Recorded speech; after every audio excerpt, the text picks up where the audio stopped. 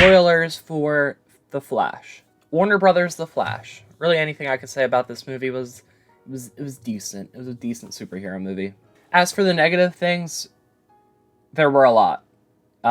First things first, I feel like I was expecting a lot from this movie, but I left the theater pretty disappointed. In many like duo movies, there's usually one character that's usually serious and grounded, while the other one is like an idiot, and used for like comedic relief.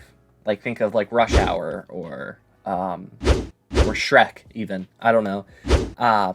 But in this movie, I feel like they completely flipped like the original Barry from Justice League on its head and made him more serious in order to balance out the second Barry for whatever reason. I also feel like they spent way too much time on getting Barry's powers back instead of like focusing on Flashpoint and trying to fix the mistakes that he made. Half the movie ended up being OG Barry teaching Barry 2 how to be the Flash. And I think that's something that the Flash TV show did really well, was it had a balance of the teaching aspect, but it also had a balance of like the actual plot of Flashpoint, which I liked. Let's talk about the CGI real quick. Main topic of controversy throughout Twitter was the CGI, and I would have to lean on the side of it was awful. Even the camera angles look weird for whatever reason. It was on like the ground looking up in some instances, and usually I like that, but it just felt weird. But finally, the main gripe I have with this movie is that it's a superhero movie, and I think everyone expected a superhero action movie with hints of comedy and like witty jokes, but the comedy kind of outweighed the action, in my opinion. Now for some positives. Based on this movie, a Ben Affleck directed solo Batman movie would be so good. We had a kind of preview to that in the beginning, but it kind of got dragged under some other things in the movie.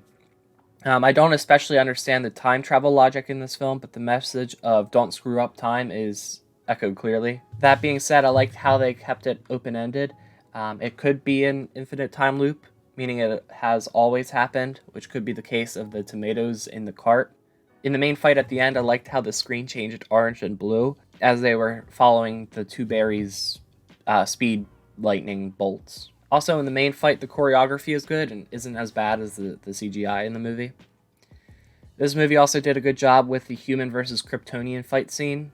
Way better than the Batman versus Superman did. As for the best thing in this movie, I think it's the fan service. The Eric Stoltz, Michael J. Fox bit, Michael Keaton's Batman music coming back. I think the acting of Michael Shannon and Sasha Cale were standouts. I like this interpretation of Supergirl better than any of the other ones because she's basically not blonde hair, blue eyes. It's like a whole different character, and I love it.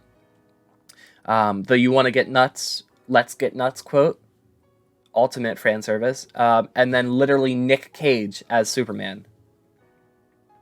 As for my final rating, I would give it a 55 out of 100. It's a superhero movie, alright, but at the same time, it wasn't a good superhero movie. Next video is going to be an animated movie that was marketed the wrong way.